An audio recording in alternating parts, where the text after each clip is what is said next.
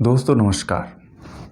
आज काफ़ी दिनों बाद वीडियो के माध्यम से आपसे मुखातिब हो रहा हूँ एक ख़ास मुद्दे को लेकर, और वो मुद्दा है जिस तरीके से जम्मू कश्मीर में गैर कश्मीरियों को टारगेट करके मारा जा रहा है, जिस तरीके से बांग्लादेश में हिंसा भड़की और जो स्थिति अफ़गानिस्तान की है, इन तीनों जगहों पर समानता क्या है, आज हम उस पर चर्चा करेंगे। सबसे पहले बात करते हैं जम्मू और कश्मीर की। जम्मू और कश्मीर में पिछले दिनों जहां पर दहशतगर्दों ने, आतंकियों ने टारगेट करके गैर कश्मीरियों को निशाना बनाया और उन्हें मौत के घाट उतार दिया। आपने देखा होगा कि किस तरह से कुछ आतंकवादी एक स्कूल में जाते हैं, वहाँ पर टीचरों के आइडेंटिटी कार्ड चेक करते हैं, जो किसी खास धर्म के होते हैं उनको छोड़ करके बाकी लोगों को गोली मार देते हैं।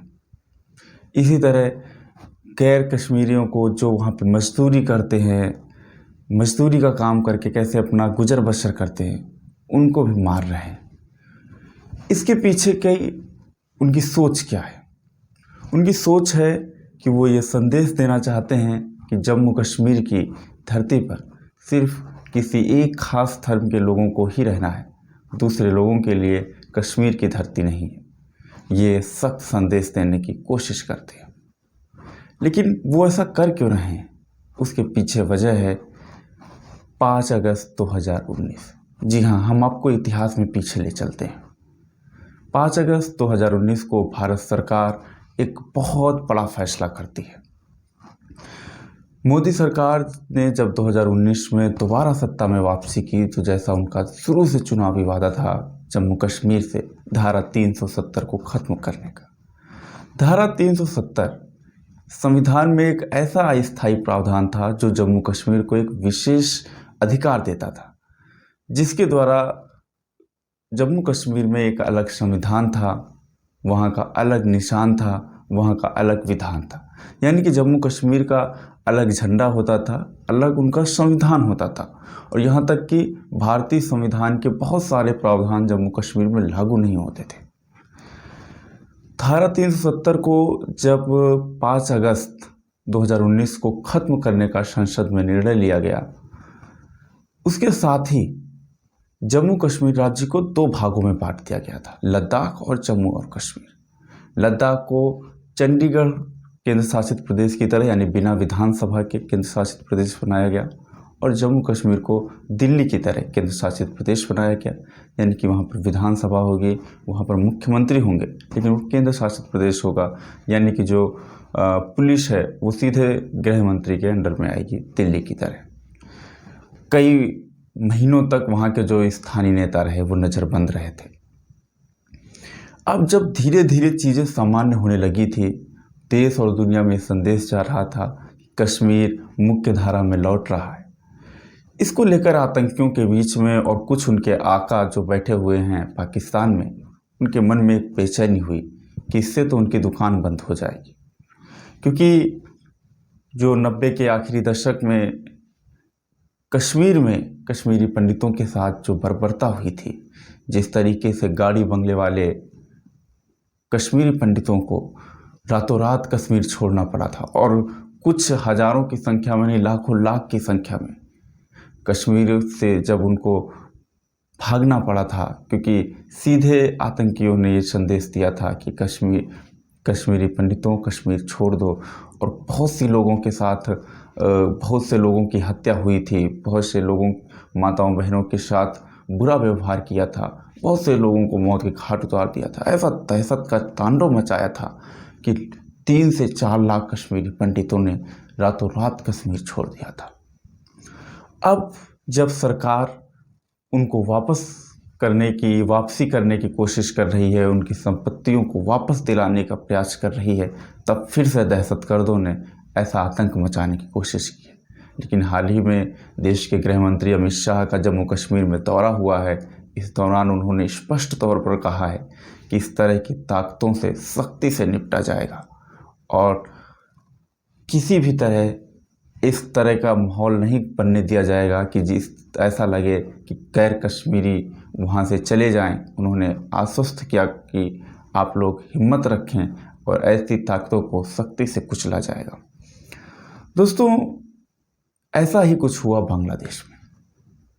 दुर्गा पूजा के दौरान एक खास व्यक्ति ने, एक खास धर्म के मुस्लिम व्यक्ति ने जानबूझकर हनुमान जी की स्टैचू के पास एक जो मुस्लिमों की धार्मिक ग्रंथ होता है कुरान को रख दिया और उसका फोटो खींच के वायरल करा दिया, सिर्फ इसलिए, वो भी जानबूझकर।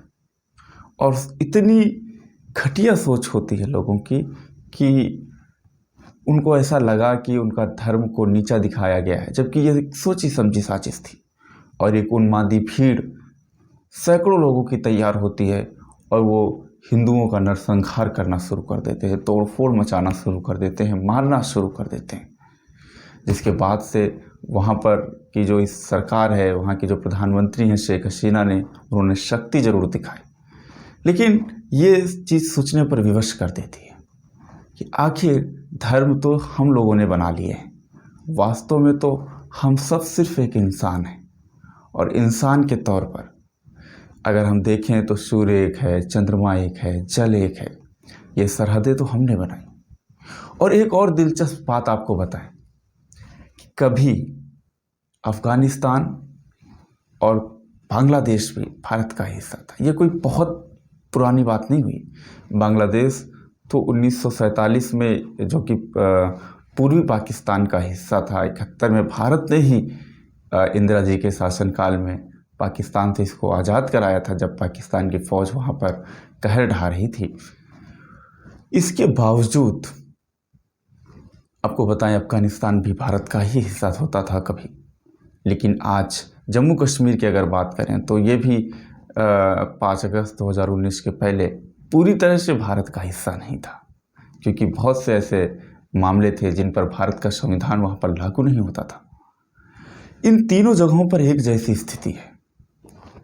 अगर बात करें अफ़गानिस्तान की, अफ़गानिस्तान में भी अल्पसंख्यक यानी कि जो हिंदू हैं, सिख हैं, उन लोगों के साथ भी इस तरह की बर्बरता हो रही है। आपने देखा होगा वो खतरनाक भयानक तस्वीरें, जब लोग ज़िंदगी बचाने के लिए हवाई जहाज़ के टायर से चिपक गए, उसकी छत से चिपक गए, किसी तरह से वो काबुल से बाहर चले जाएं, जब वहाँ पर तालिबानी शासन स्थापित हो रहा था।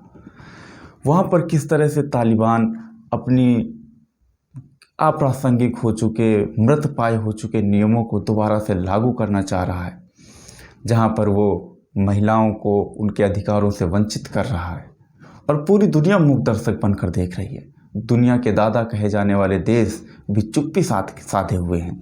जिस तरीके से अफ़गानिस्तान में अल्पसंख्यकों के साथ अभी हाल ही में एक रिपोर्ट आई है, जिसमें कहा गया है कि अफ़गानिस्तान के जो अल्पसंख्यक हैं उन पर यह दबाव बनाया जा रहा है कि या तो ये वो मुस्लिम धर्म को स्वीकार कर लें या फिर अफ़गानिस्तान छोड़ दें।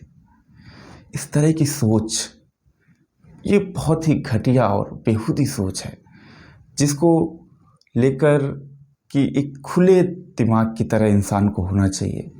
कोई भी धर्म को हम इंसानों ने बना लिया है। अगर हम इतिहास की बात करें तो हर धर्म का लगभग ये तय है कि इतने 100 साल पहले, 1400 साल पहले मुस्लिम धर्म आया था। सिख धर्म का कोई बहुत पुराना इतिहास नहीं है कि हजारों साल पुराना है। यहाँ पर इंसानों ने ही इन धर्मों को बनाया है, और वो जो एक ईश्वर है वो एक है।